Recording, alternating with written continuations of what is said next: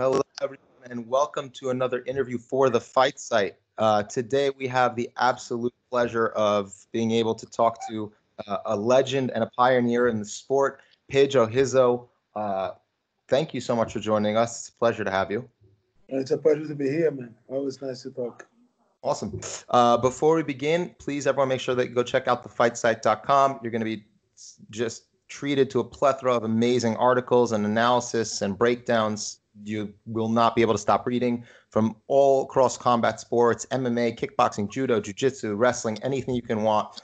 Make sure you check us out on Patreon, support us directly, get access to the Discord server, ask questions to the podcast crew, tons of other content that you wouldn't be able to get just from the regular Fight Site. Subscribe to the YouTube channel. Follow us on Apple, Stitcher, and Spotify, I think. Leave us a rating. It really does help. And with all of that out of the way, let's begin the interview. Pedro, hopefully you're doing well. Hopefully everything is good. I like to usually start these interviews by just asking about your journey into mixed martial arts. I know that you started doing judo really early on, and then you transitioned to Muay Thai and kickboxing. Tell us about your journey, I guess, starting and how you got to where you are, where you were in MMA. Yeah, before then kickboxing, I went to capoeira. Mm-hmm. I was the first martial arts that I give class. I became a teacher was capoeira, and I love that sport, man. I love that sport. Till today, I still sometimes I practice capoeira. It's very nice.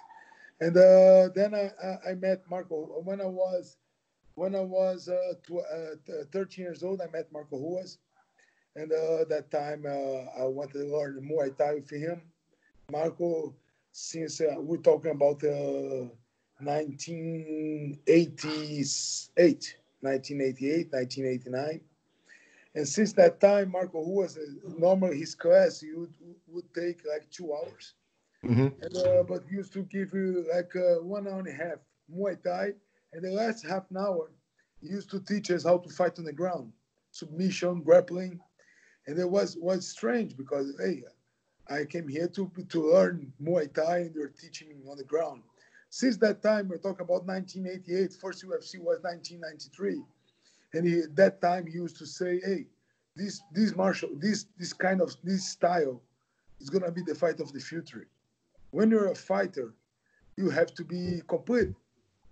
So if somebody takes you to the ground, you have to know how to fight to the ground. And if somebody's better than you, stand up. You have to take him to the ground. Right. So since that time, Marco came from Vale Tudo time. That time he used to train a lot on the ground because he wanted to fight against the Gracies. He was the biggest opponent of Gracie that time. And Marco wanted to learn his art, their art like jiu-jitsu, to know how to defend himself on the ground. And so when I met Marco and we started training, and I said, "Hey man, I love this, man. I want to be a professional fighter." But that time we had not too many events. That time my dream was to become a black belt and to have a big gym with a lot of students, and I want to be like be respected in the middle of the black belts. That's what I wanted. I couldn't imagine that we could make money with fights, or we could live like a professional fighter. So then 1993 started the UFC. The Gracies took the Vale Tudo to America, and then it started UFC, and then everything starts. We saw Royce Gracie that time win three bouts the same night and earned $50,000. For us, it was a lot of money. And we used to fight Marco used to fight Vale Tudo to earn like $3,000. So $50,000, 3 fights in the same night, no problem. We could fight for that. So, and then Marco started dreaming to fight in UFC, but that time he was the biggest opponent of the Gracies. So he said, "Hey, I'm never gonna fight there because they're never gonna let me fight in there." That show was Royce's show. Yeah.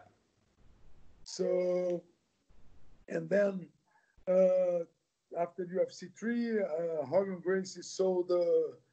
I don't know what. After UFC 5, I think Hogan sold the UFC to SCG, to Bob Magovitz. Right. Yeah, and then somebody called Marco and said, "Hey, do you want to fight in UFC?" Was 1995, and Marco said, "Of course." We never could imagine it to fight and earn like $50,000. You know, it was a lot for us because our dream was become a black belt. We never could imagine that we could become a professional fighter. It was too far for us. Everybody thought, you know, I used to speak, to talk with people like, hey, this is not violence, this is sports. We used to fight vale tudo, no gloves, anything goes, no time limit. Everybody, hey, you guys are crazy. I said, no, this is sports. We love to do this. And nobody could understand why we used to fight in that way.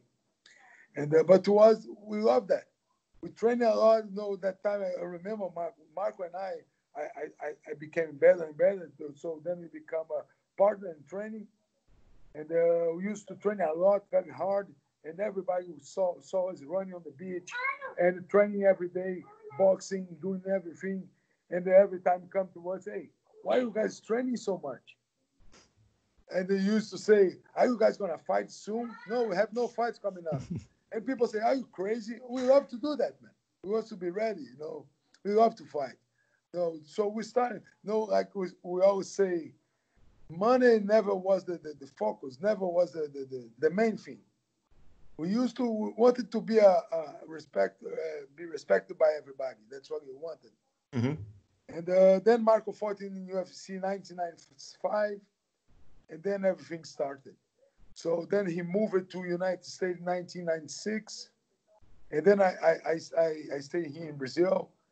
And since that time, I made my Vale Tudo fights in 1996. I fought two tournaments. A third tournament, I won both. And then Marco was teaching in Beverly Hills Jiu-Jitsu. And there was one student was John Peretti. John Peretti was the matchmaker of UFC that time. He was the matchmaker. And then Peretti said there will be a fight, there will be a UFC in Brazil. And I asked him, Marco, do you want to fight? And Marco said, hey, maybe I'm not going to fight, but I have a student he can fight. And then John said, who? Pedro Rizzo. He's a Vale Tudo fighter. He won 2 tournaments. And then he saw my tape, said, hey, okay, he's a striker. Let's put him to fight against Tank Abbott. It would be a great fight. Both stand up. It's going to be a war. And then I remember that time I was living in Holland, you know, because my dream was to fight in K1. That time I was a kickboxer. Mm-hmm. So I was in Holland. I became a European champion in kickboxing. I was living there in Holland for 2 years. And then Marco called me and said, hey, the UFC matchmaker, he's training for me. There will be a UFC in Brazil in October 98. Do you want to fight? And I had fight coming up in kickboxing. I had to fight. I had to fight in October 1996. And then November 1996, there would be a tournament, a Vale Tudo tournament. And then I become like, hey, should I fight kickboxing or should I fight MMA or Vale Tudo at that time? Mm-hmm. And Marco called me and said, hey, you have a chance to fight in UFC. And I was thinking, hey, my dream is to be a K1 fighter, you know, a kickboxer. And then I decided, I thinking and said, hey, my teacher, he's a Vale Tudo fighter. He's an MMA fighter. I will follow my dream. I will go to live with him in LA. So I moved from Holland to LA. I went to live with Marco, and then I started training a lot. I went to live with Marco in 1997. In 1998, the matchmaker called me to fight against Tank in October in Brazil. And then the UFC adventure started. That's an awesome story. Well, speaking of your time in the UFC, you know, for newer fans, they may not realize just how many legends of the sport you fought, and many of them you beat. I mean, Mark Coleman obviously is one. People should know that name. Kevin Randleman, rest in peace. Dan Severn, Josh Barnett, Couture, Arlovsky, like the list goes on and on. And I wanted to actually, I went obviously, and I wanted to rewatch some of your fights, and just talk about what you were doing in those fights, and because everyone who knows you now knows you more as a coach for Nova União and the guys you've worked with there. And there were some things that I wanted to actually specifically ask you about in your style and how you developed them, uh, particularly in the Barnett fight. I wanted to ask you, like, part of the game plan. I'm assuming was that he would try and pressure you and try to get you into the clinch and take you down. Uh, but you, whenever he would try and enter into close range, you had like these hair trigger counters in really close range. Uh, is that something you just was that something you guys watched in the tape with him and you saw these are the types of things we can do when he tries to close the distance, or was it something you noticed in the fight? How did you work that into the game plan? Uh, I'm gonna talk a little bit before Barnett Sure, fight. sure. I just had fought with Dan Severn before Barnett, and I had beat Dan, and the UFC said to me, "You're gonna fight."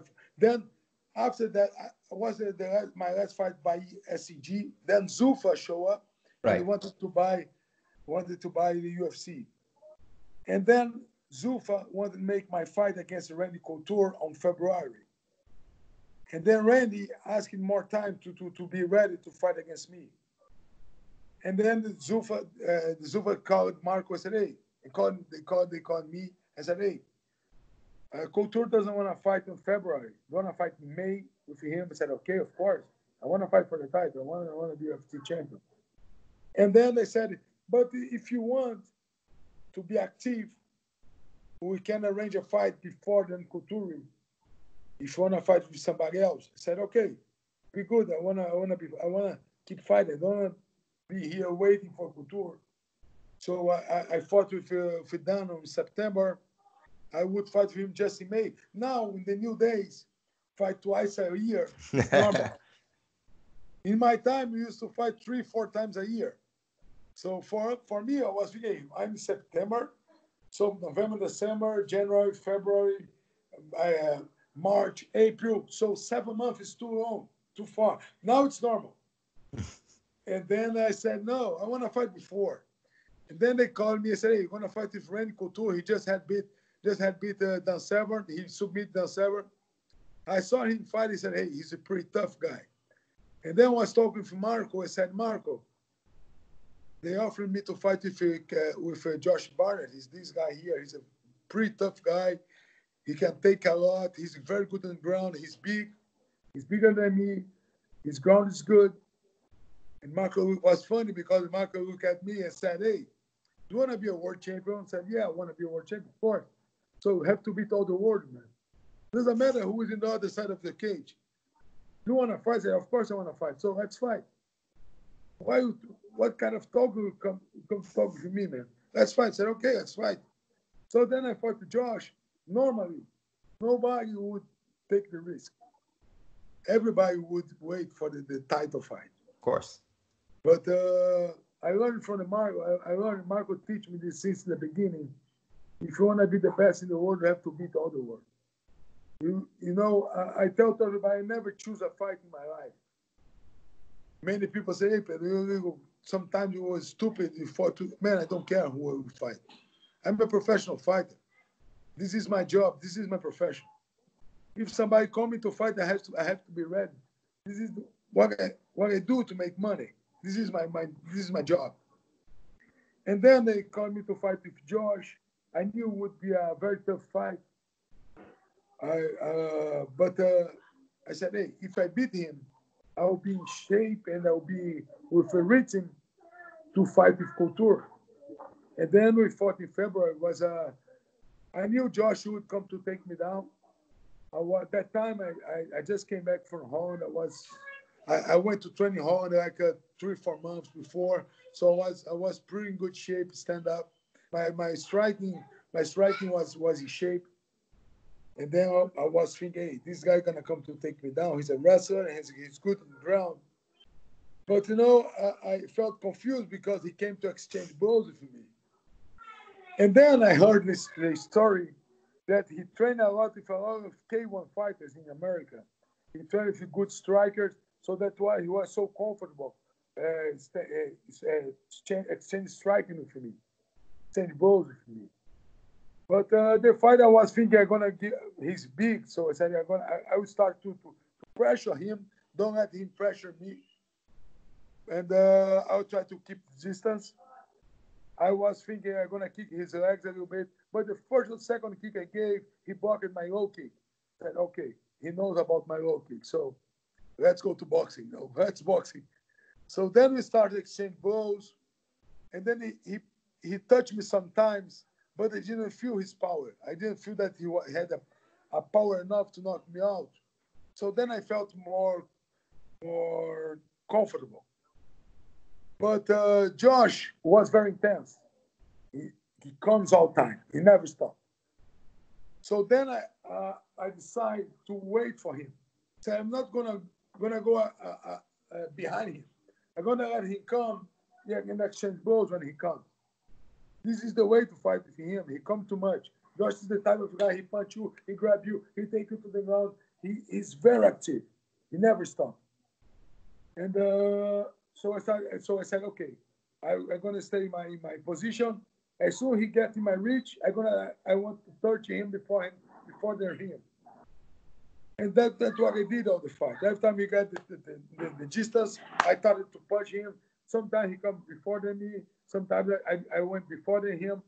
So we exchanged blows, but I was watching all this fight. I saw he's big, and every time I was trying to give it an overhand that I touched him at the end of the fight. I touched him an overhand with the right, and I felt he was like kind of a knockdown, and then I give the last straight right. So then I knocked him out. Was amazing. Was a tough fight. Josh is a very tough fighter, man. I respect him a lot. He's one of the best. For me, Josh is one of the best all time. He fought with everybody too. He beat so many good fighters, man. He's unbelievable, and I respect him a lot. When I beat him, and it was in front of all Zuffa, was the first Zuffa shows. It was very good because Dana and Lorenzo and Frank Fertitta, they went to my dressing room and talking a lot of good things that would happen in the future. So then I felt very motivated that night. That's awesome, and it's kind of cool to hear. That's exactly what I was curious about, like how you kind of like got to that point of like this is the adjustment you made to beat him essentially, and we saw that the adjustments that you made in fight were really important and worked because you eventually knocked him out. Also, that straight right hand was just that finishing blow was just perfect. Picture perfect, I think it would be the word to use. Also, something that should be noted, that I think it's important that you respect him a lot as a fighter, but he's also he coaches also. He's a phenomenal coach as well. Runs his gym out in California. We spoke to one of his fighters not long ago, so definitely, if I ever speak with him, I'll definitely pass along I'm sure he knows you respect him anyway. But speaking of the Randy Couture fight, and this is something that I'm really curious about because it's going to kind of lead into a question about your coaching. One of the things that I really noticed that you did in that fight when defending takedowns is something that it wasn't just a traditional sprawl. You weren't just sprawling. You also pivoted to avoid the takedowns in the first place before it even got to the sprawl.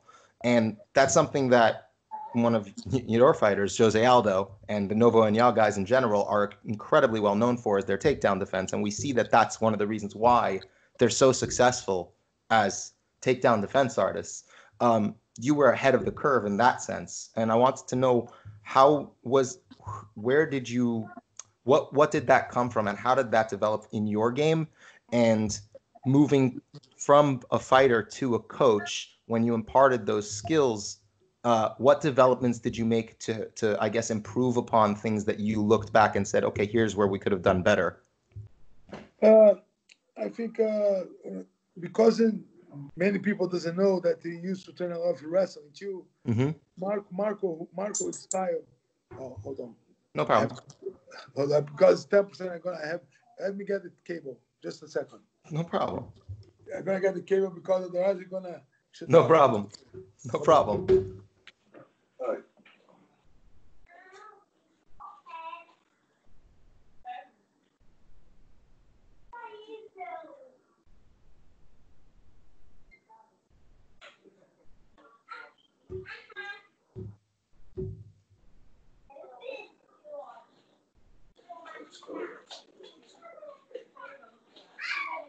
Oh yeah. Let me put here. No problem. I might also have to briefly interrupt if my wife needs help getting the kids from the car. So if that happens, I'll let you know it's happening, and I'll hold. We'll we'll even it out. I'm so sorry. No, okay. So Please. we used to train a lot of. Since Marco always tell us to train everything. My best friend that time was Antoine Jaoud. He was from the Brazilian Olympic team. Mm-hmm. He used to train in Russian with he went to Russia to train in wrestling there. He went to Colorado Springs to train for USA team. So he's a pretty good wrestler, and he's from Lebanon. He's half Arabian, half Brazilian. So he teach me a lot to wrestling. So I knew, and he used to train for me a lot, and then we started training a lot. We're gonna fight Couture, and he said, "Hey, Couture, he's used to be a Greco-Roman fighter. He's not a type of fight that come from your legs. So it's proud. Of course, we will work if he come in our legs, but you have to learn how to defend your body because he's a Greco-Roman fighter. He's gonna Antoine used to say to me, he's gonna come to your body, then he's gonna go to your legs, like a normal wrestler." Mm-hmm. And then we start training a lot of pound. We train a lot of pound. We train a lot. So, man, I trained so much wrestling to fight with Randy. So, but in the first round, I was really frustrated because I said, "Hey, this guy's not gonna take me down." In the first round, I wasn't bottom. He was killing me on the first the first round. The judge, the big John, almost stopped the fight because I took a big punishment in the first round. Mm-hmm. And since that time, I started training with Antoine. That's why my wrestling always was good level. I don't have the same level as Randy, but I could defend it. The first thing you learn in wrestling, how to defend, like on the ground. First thing you learn how to defend, then you learn how to submit people. Same in wrestling. First you learn how to defend, then you learn how to take people down. So my defense always was good. I want to keep the fight stand up. I didn't want to take him down. So I said, "Hey, if the fight will be in my game, I can beat him." But it was really frustrating. In the first round, he could take me to the ground in the end of the first round, and he gave me a big punishment. And then the second round, John came to the corner. Big John came to the corner, said, "Are you okay? I want to continue." I said, "Of course I want to continue." And I look at John and said, "Hey, John, don't stop the fight because of the cut, because of the blood." And then he looked at me and said, "Hey, I cut easy." I told him, "It's true. I really cut easy. I cut easy. Don't stop it." I said, "Please don't stop the fight because of the blood. Let the fight go." And then John said, "Okay, keep fighting, man. Protect yourself and keep fighting." I said, "Okay." And then the second round, I think was the best round of me. I really everything he beat me in the first round, I give him the payback in the second round. What the payback? So I really punched him the second round. And then remember, I was in my corner the second to third round, and Randy was sitting on the bench, and Dan Henderson was his corner at that time, and I saw Randy saying like this, and I saw was because of Dan Henderson. He wasn't fighting anymore because I really beat him in the second round because of Dan Henderson. Dan Henderson put him in the cage again. I don't know. I didn't hear them talking, but I saw that Randy doesn't want to fight anymore. But then Henderson made him fight, so it was good for him. It was a great fight for us. So the third round was, I don't know. Many people say it was Randy fight, it was Randy corner, Randy round. I saw the fight many times. The third round could be a draw. He took me down in the middle of the round. The first part of the round, I beat him, stand up, but I was tired. Maybe the first part of the round, I wasn't so inactive. He took me down. Maybe the third round was for him. I don't know. But I'm sure fourth round and fifth round was mine. No doubt about it. I really beat him in the fourth and fifth round. So I won the second, fourth, and fifth. I'm sure I won the fight that night. I don't know if I'm better fighter than Randy, but that night I was better than him. So, but Yeah, go yeah, ahead. No, I agree. I watched the fight, and especially if you go according to the rules of modern MMA, you did more damage, and that's what wins the fight. He that's won in the it. first round. You won the second round, I was closer to finish the fight than him. That's it. 100%. Yeah. And yeah, so I would have definitely scored that fight for you. I mean, I'm not a judge, and I can't go back in time, but it would be Yeah. cool if I could. So I want to now ask about how MMA camps differ because you both as a fighter and as a coach, you've had the experience of doing both, and from back then to modern MMA as a coach, what would you say are some major differences and maybe some similarities between MMA camps back then and to now, and what do you think was better back then, if anything? What do you think was better now? What are your thoughts? I think before was much better. They are Okay. not same as us. All the fighters they are not same as us. We started doing this because, like I told you, it never was because of the money. Never, never, never. We couldn't imagine that we could make money with this. We could imagine that we would make money teaching in the gym. We wanted to become a teacher, a coach.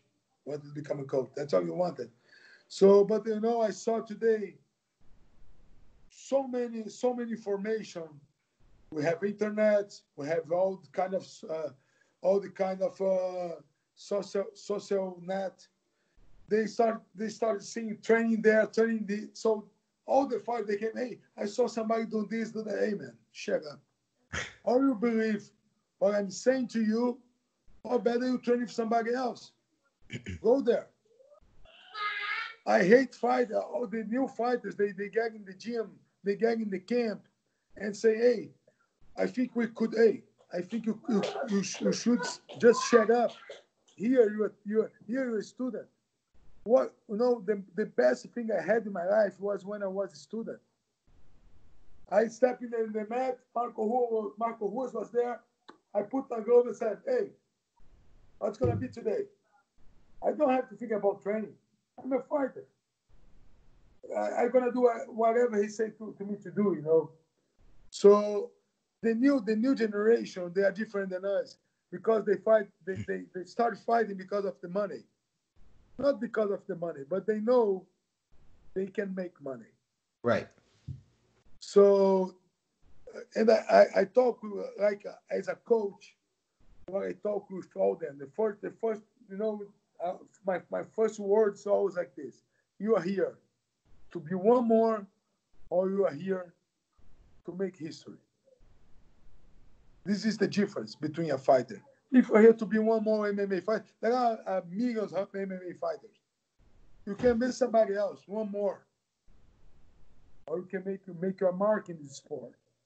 That's what I say to everybody. What's the difference? I say, hey man, we live today like 80 years. One normal human being lives 80 years. I tell to them, take 20 years of your life just to train. Forget about everything. I never drink. I never used drugs in my life. I never went too much to party. All all my fighters used to say, hey, what kind of life you have? Man, I train every day, man. And I love the way I live it. I wish I could have 30 years younger and start over everything again. That's what I wanted. I love it. I love it to be out there. My life, for me was the best life I could have. So I never wanted, man, I just wanted to train. And I don't want to do anything more, man. I want to be a champion. That's what I want to be. This is the way to become a champion. You to become for you to be the number one in the world. You have to be special. Can't be one more. You just can't be one more. So when they start fighting, like when Raoni debuts, Raoni Barcelos is my fighter. Mm-hmm. Raoni Barcelos debuted in UFC.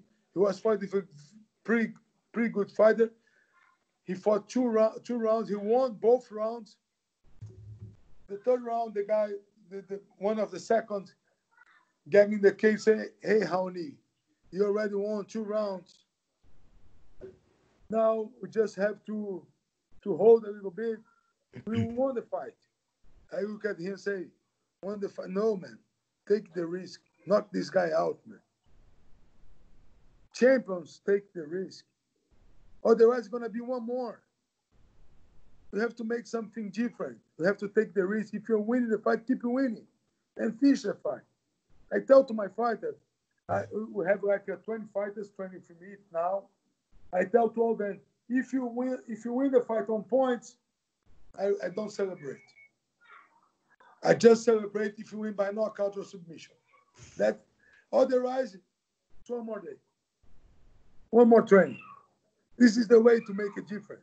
Martial arts used to be war art. People learning to go to the war. So when you're in the war, you're not gonna submit somebody. You're gonna break his arm or put him to sleep or knock him out. You're not gonna be in war by points. So the original martial arts, it's an art of war. All right. Mm-hmm. So when become a sport, people put points. But this is the difference. People start fighting for points. This is not martial arts, man. You have to fight to finish the fight. This is martial arts. You have to finish your opponent, or knock him out, or submit him. Sport is already because he doesn't die. This is sport. He doesn't die. He tap out, or he's gonna be knocked out, and then the doctor comes and he's gonna wake up. This is sport. And many people talking to me say, hey, but this is not sport, this is exclusive. I say, no, it's not exclusive. That's why this amateur and professional. Amateur fight for points, professional fight for finished fight. So like a coach, all training I tell to my fighters, man, that's gonna make history. Knock people out, doesn't matter. If you win the fight, if you're losing the fight, 30 minutes, just 2 minutes to go. The third round, 2 minutes to go. If you knock the guy out, you win the fight. You won the fight. You win the fight. So you have the chance to change the fight to the last seconds.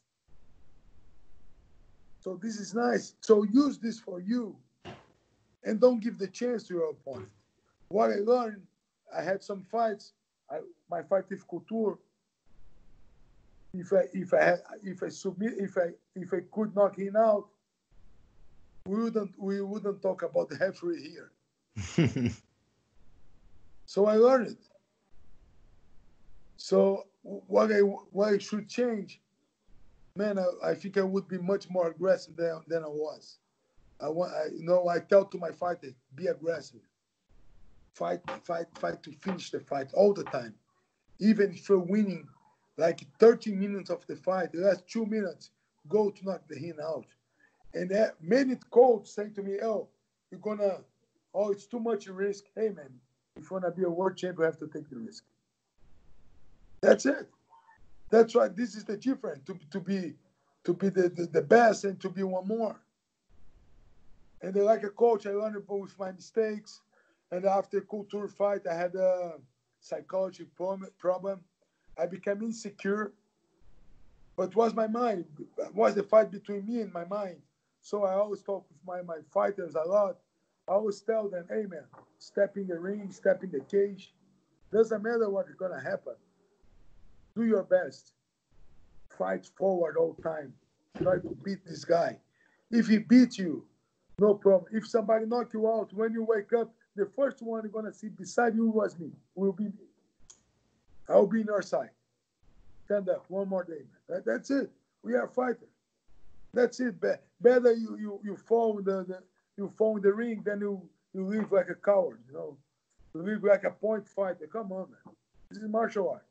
Like a trainer, I always tell to my fighters, like last year we had the 58 fights in the gym. Mm-hmm. We won 52 fights. No, we won 52 fights by knockout, and we won 55 fights. We just lost 3 fights. We just won 3 fights by points. So we became the best team in Brazil. New team, new team. Not Nova União is a huge team. Right. But the new team is coming up.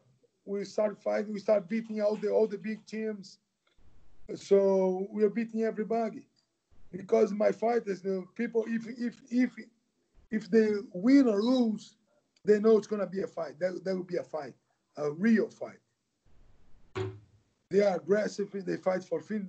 This is, I want they do everything that I didn't do, everything that I learned with my mistakes. I try to tell them for they don't do the same mistake that I did. That's what I try to do.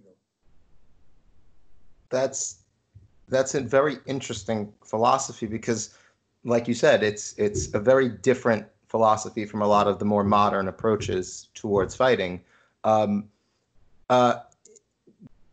While being a coach, you've obviously always had this mentality, but in your coaching time, have there been things that you retooled or changed in order to have your fighters be more successful in going for the finish? And when you're telling your fighters to go to constantly work for the finish, how do you make sure that when they're being aggressive and working towards that finish, that they also stay defensively sound and safe from losing the fight, I guess? Yeah, like I said, I don't wanna then make the same mistake that I did. Right. Why after culture fight I became different? Because I always was very aggressive. Every time my mind was always thinking like, hey man, I normally win the fight. I used to beat everybody, with myself. I never say this to anybody. I always was very humble. But in my mind, I say, hey man, I don't know what I always think, like in the dressing room. I always think I don't know what's gonna happen in the ring, but I know in the end I'm gonna win the fight because I always win. And then when I lost to Couture by points, and then I thought it was a big shock for me. I said, hey, I lost the fight, so I can lose too. I already had lost to Kevin Randleman, but I took the headbutt. I don't remember the fight. It was a different story. And then I said, man, after Couture fights, everybody wanted to watch me fight because they know what would be a exciting fight. And I saw everybody gonna win.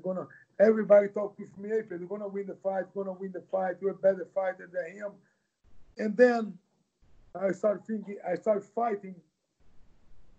I was thinking with myself, I said, hey man, everybody think I'm the best. But then I started thinking, hey, I can't lose the fight. I can't lose the fight. Otherwise, I'm gonna make everybody not sad. How can I say in English? Not make frustrated. If I lose the fight, everybody gonna become frustrated because they couldn't beat him. And then when I started fighting all my fights to don't lose, when you start fighting for don't lose, you don't fight to win. This is the difference. You start fighting to be safe. When you start fighting to be safe, you're never going to take a risk to win the fight. So I talk with my fighters. I always say to them, hey, man, take the risk. Doesn't matter what's going to happen. I don't want to see them make a fight with their own devils in his mind like I did. I want to see them fighting forward all the time, pressure all the time, and try to win the fight. That's it. That's why, I become, many people say, Pedro, you're a very good coach because you like your fighters always go forward. But many coaches think that I'm not good coach because like a world title fight, you already won four rounds. You're going to take the risk in the 50th round. I said, yeah, let's go. This is your job, man. Go there, take the risk, knock this guy out. Finish the show. That's it. This is the difference. This is the difference between I always tell this story. You're in America. There is Mike Tyson and Evander Holyfield. Who is the most famous? Tyson. And Holyfield was a light heavyweight champion, three different belts, three different belts, and beat Tyson twice. Why he's more famous than him? Because he finished the fight. Holyfield used to finish the fight, but Tyson was aggressive. Why McGregor makes so much money now? Because he talks a lot. I can't hear McGregor a long time though. He's a piece of shit. But, you're not going to hear an argument from me there. Yeah, that's it. McGregor, he talk a lot of bullshit, but he do the most important thing. He finish fights. That's it. That's why he makes money. All his fights, he knocks somebody out. That's it. This game is for me. That's it. This is the game. Step in there and finish the fight. McGregor deserves all the money he made. Really deserves. Of course, he step in the ring, in the cage, and try to knock people out. That's it. If you're there to win by points, hey man, you're in the wrong sport. Go to play tennis, basketball, something, man. But fight, if you want to be a fighter, knock people out or submit somebody. That's it. That's it. I want to just nitpick one thing you said. You said that people refer to you as sometimes will say you're a bad coach. I don't think anyone can look at the guys you've trained and the level they've achieved. Aldo, Barao, Sandro. I mean, like the list goes on and on. The guys you've helped to cultivate and train, and to say that anyone who says that, good. We're gonna have to find you another sport to comment on. No. There's to say that. Oh, okay, crazy coach. He's crazy. No. We are winning the fight. We won already 4 rounds world title, and then Pedro is there. Go there and knock him out. Go there, take the risk. Go there and do this. So that's it, man. This is the sport. That's why we're here. We are a fighter. That's it. So I tell to them, keep fighting forward. Try to knock people out. Hi. Riz, Pedro's saying hi, by the way. Hi, Riz. I didn't realize I was on screen. Oops. You are on Nice screen. to meet you. He said nice to meet you. No problem. My daughter is running here, screaming. No problem. She's going to get our son from the car now. He doesn't want to come out of the car, she said. He wants to chill in the car. It's 9:00, but he wants to chill in the car. Speaking of your mentality, I'm actually curious on your thoughts on certain fights that are actually, before we go to the fights that are supposed to be scheduled, I want to get your thoughts on the current heavyweight division. You have guys like Stipe Miocic, you have Francis Ngannou and Derek Lewis and all these guys. And I was watching your fights, and part of me was thinking, like, I was looking at the current fights and I was looking at the fights now, and I feel like in the lower weight classes, there has been a lot of development, a lot of skills. People got a lot better, but I feel like at heavyweight, a lot of the guys you see today are still guys from back when you were fighting. Andrei Arlovsky just fought and just won. Like, Yeah. do you look at the fighters now and the fights you see now and feel like if you took yourself from back then, how do you feel you would do in the division nowadays matching up? If you want to say against this fighter, I really match up well. Against that fighter, I feel like I would be a really tough fight. I'm curious what your thoughts are on that. Man, no, the heavyweight division is really interesting now. I love Steve Miocic. He's very intelligent, very smart fighter. He's really smart. He's a good boxer, but he's a wrestler. Right. People don't know he's a wrestler. Of course. Everybody think about his boxing and this and that. He's a wrestler. I love DC. I love him. I love that guy, man. So that guy, he can do a lot of things. For me, the best heavyweight in new days, unfortunately, he hurts too much, is Ken Velasquez. That guy, he just retired. But that guy, man, because he had so many injuries, that guy wouldn't lose to anybody. He's unbelievable. His cardio, he learned how to boxing, his wrestling. For me, he's better than DC, much better than DC. Yeah, that's why DC was in a light heavyweight and he was in a heavyweight. For me, he's better than DC. He's unbelievable. Ken Velasquez, for me, for the new day after Fedor, this guy, he was the new Fedor like this. He could dominate the heavyweight division for a long time, like I could be.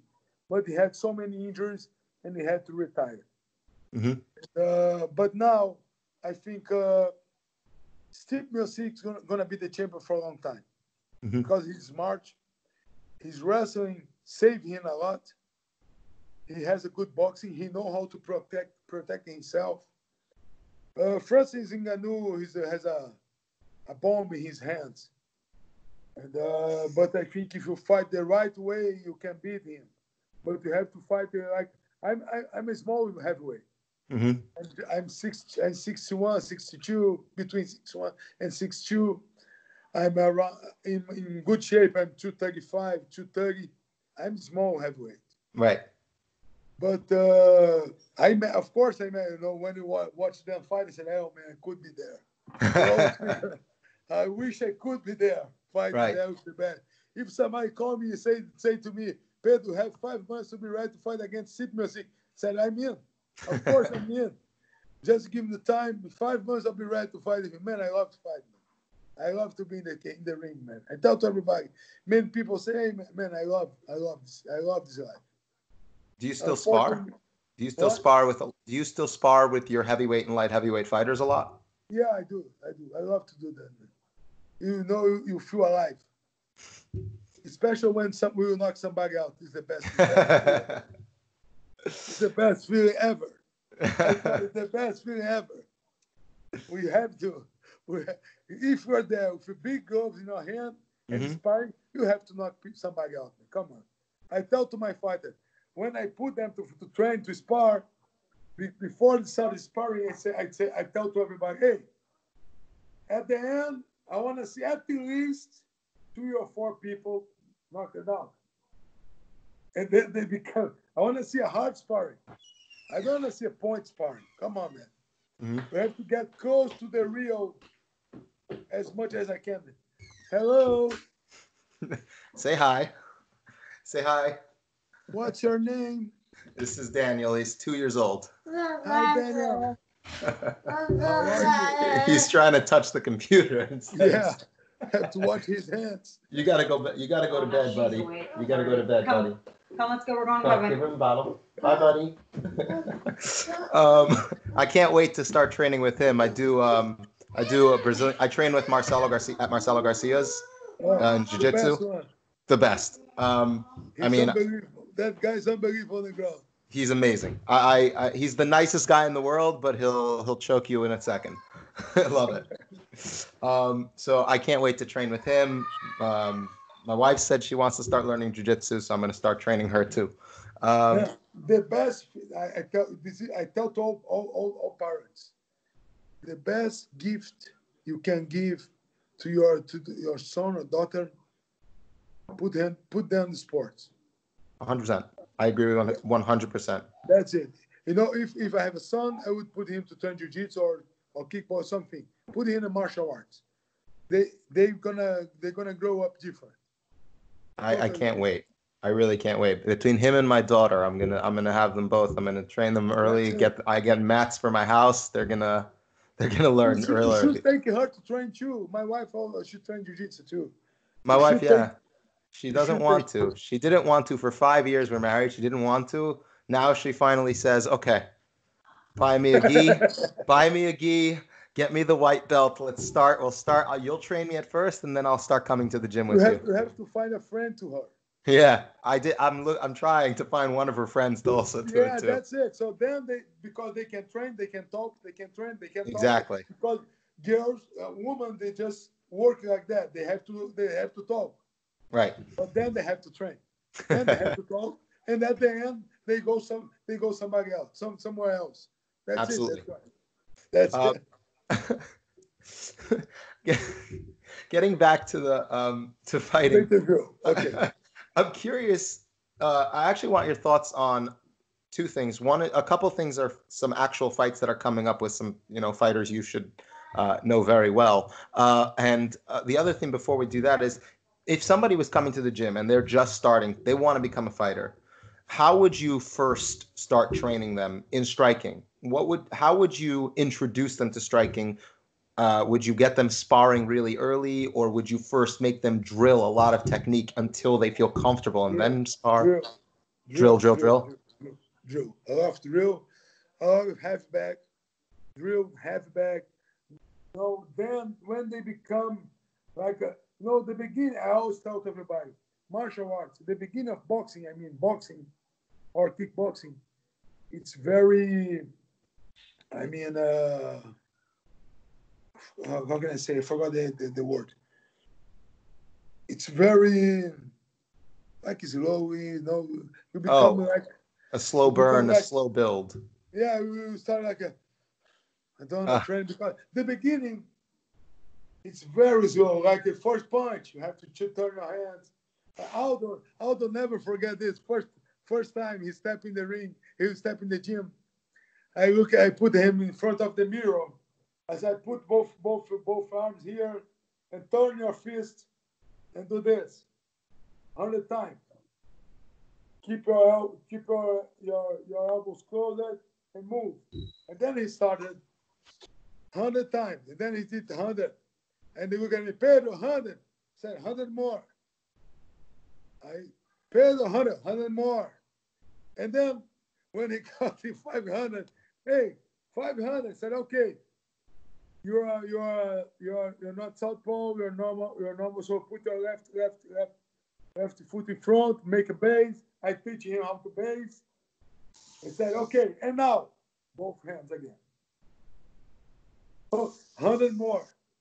And we were talking like 2 weeks ago. He said, man, I can't forget my first kickboxing class with you. I said, why? I stay 1 hour doing that. That's why you punch well. Well, I mean, he's got some of the best boxing. He has the best boxing in MMA history, I would say. And yeah. I think the whole website, we're the biggest Aldo fans you could possibly imagine. Yeah. The fight site has a top 20. Yeah. And he's ranked number 1 of all time by the group.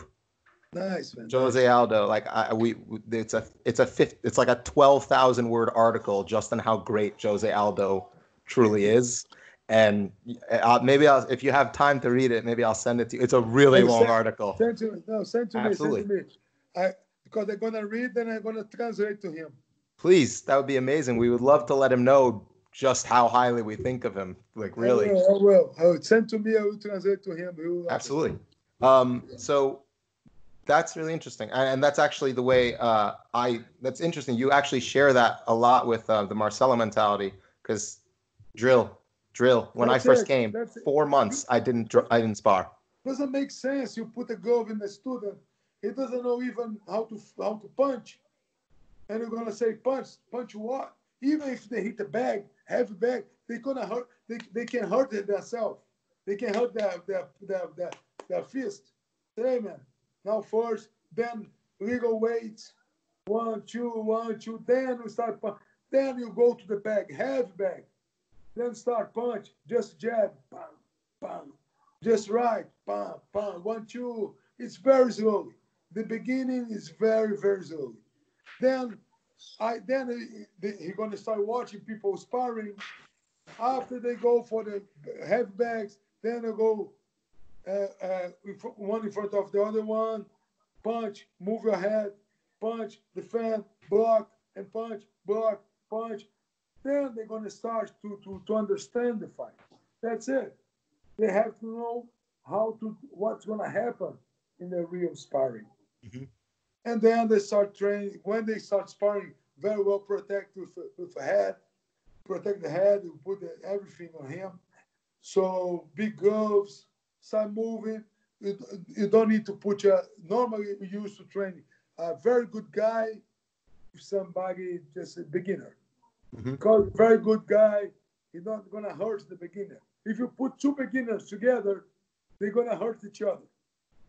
Like if you're a white belt in jiu-jitsu, it's good when you train with somebody with a purple belt, brown belt, because they know how to train with you. They know how to teach you. They're gonna see you make a mistake. You're making a mistake, so they're gonna roll with you and teaching you. That's it.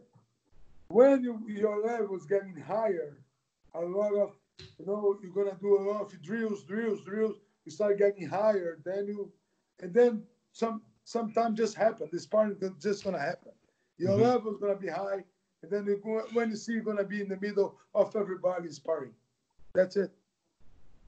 And the last thing I really wanted to ask you about, and just your opinion on it, I'm sure you know or have heard Aldo, Jose Aldo is supposed to be fighting Peter Yan for the vacant bantamweight title. I don't know how much of Peter Yan you've watched as of now, but I'm just curious. Peter Yan was training here in Brazil a long time ago. Oh, right. He came to train with Aldo. I forgot about that for a minute. Yeah. You're right, actually. So, of course, you know Peter. So I'm curious, what are your preliminary thoughts on that fight? If you have any, if you haven't really given any thought, also works, but yeah. Our no Aldo, we're always together. Mm-hmm. Okay, we are not. Aldo is not training for me since he lost to McGregor. Mm-hmm. But every time he gonna spar, that there and him used to come to watch my spar. So I'm not his trainer I'm not there every day. Of course. They're training him, but Aldo is he's my first black belt. He's my first black belt. He's my first kickboxing black belt, and I love him. I love him like a son. So, and every time they come here, Aldo gonna spar. Come here, maybe you can see something that you're not seeing. Help us on this and that. And for me, I do because I really love him.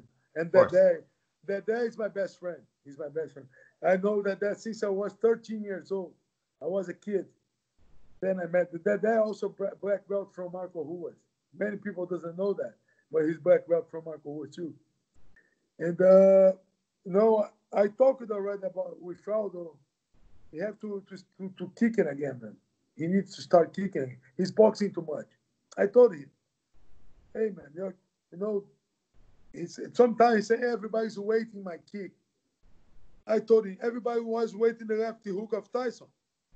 And he used to knock people out with the lefty hook. Come on, man.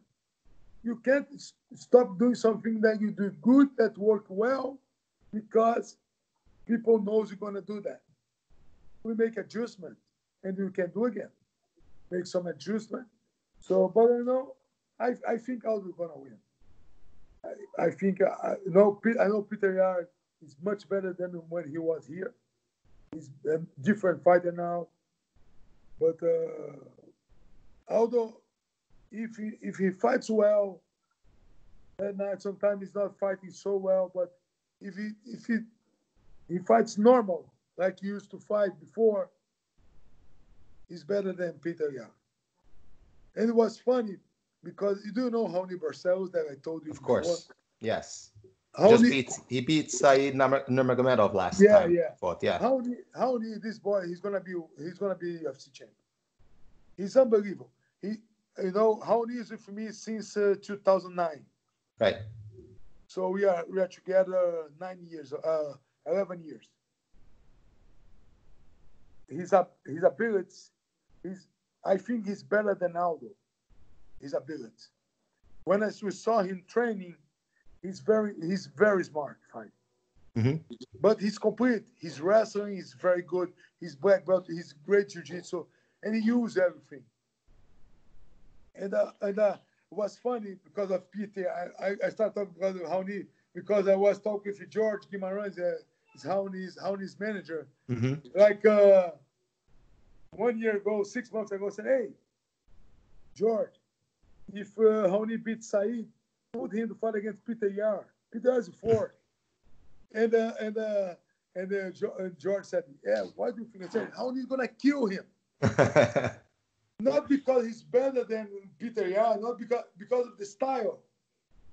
The style doesn't match. Mm-hmm. It would be better for Raoni. Peter Yan is a great fighter. I love to watch him fight. But the style of Raoni, Peter Yan is perfect for him. And Raoni now I think he's a 15 ranking now. Raoni, I think, is something like that. I think he might be in the top 15. I can check right now, actually. Hold on. No. When he beat Said, he became a top 15. And now I saw he's not there anymore. That's it. Because they took him off. Yeah, they are fighting Right. because there are people fighting. So right. Maybe he's 17. I don't know. And I wanted him to fight with Peter Yan. And we talked. I called to George every day. George, put him to fight with Peter Yan. Pedro, what man? Put him. He's a fourth. Put him to fight with Peter Yan. He's gonna be Peter Yan. He's a perfect matchup. And this and that. And now I saw the advertising that the Aldo gonna fight with him. I said, "Fuck." But was nice. I think it'll be perfect for Aldo. I hope he win. I hope he become a champion again. Mm-hmm. He deserves more than everybody this, man. Become a champion again, the new division. And then after the fight, he decide what's he gonna do, if he wanna retire, if he wanna keep fighting. I think he can keep fighting, If I had his age, I would keep fighting. Man. Well, I mean, I would think everyone at the site would love to see Aldo win because, like I said, we're all huge fans of his, and it would be it would be incredible to have that historic career at featherweight drop down to another weight class and then win the title there, in addition to already having the greatest featherweight title and greatest fighter of all time. Like, I mean, that's unbelievable. And to beat Peter Yan, doing it, Peter Yan is an amazing fighter himself. Yeah, it is. Man, it's going to be an awesome fight. Yeah. Awesome fight. Yeah, go ahead. Sorry. No, but Peter Yan has a good boxing, man. He fights very well. So it'll be an awesome fight. Do you think he's going to force Jose to fight at a higher pace, similar to when he fought Mendes the second time? I think so. I think, I think because Peter are going to put a big rating on the fight. And Aldo, when somebody pressure him, he fights better. Like Chad Mendes, like I said, Chad put him to fight his best. Yeah. Because Chad go forward all the time, boxing for him, try taking him down. If somebody fights with him like this, he fights better. If somebody fights with Aldo and wait for him, it's worse for him. It's better if somebody doesn't respect him and go for a fight. Then he fights well. That's why I'm very excited to watch this fight. I think it's going to be an amazing fight. I think Do they have a date already? Do they have a date? They said they're working on it. They're looking to book it because they already booked Aljamain Sterling to fight Corey Sandhagen. Okay. That's happening soon. And those are the other two guys who are like in the top 3-4. Okay. So since they're already booked, the only other people are Peter Yan and Aldo. That's it.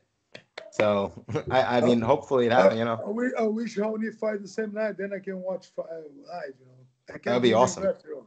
That'd It'd be be awesome. awesome. Yeah, yeah. Well, Pedro, I mean, thank you so much for joining me. Like, this has been an incredible interview. I absolutely loved having the opportunity to talk to you, obviously, both as a fan and as someone who tries to analyze the sport. It was really enlightening. It was awesome, and I really appreciate you taking the time. Thank you, man. Thank you very much to call me up anytime, man. Just send a message. I'll be here. Was awesome. And send me the articles. I Oh, wanna absolutely. read all them. For sure. I'll definitely send you a link to the article. And before we go, guys, again, make sure that you support the fight site. Go to the site, check out the articles. Pedro's going to be doing it, so you should do it too. Make sure you support us on Patreon directly. You can get access to Discord and all the extra content. Make sure to check us out on Spotify, Apple, and also on Stitcher. Leave a comment and a 5-star review. It really does help. Also, subscribe to the YouTube channel, like, comment, share, everything. Pedro, again, thank you so much. It really has been a pleasure. Stay safe, and You hopefully too. we'll be able to do this again soon. Thank you. Thank you, my friend.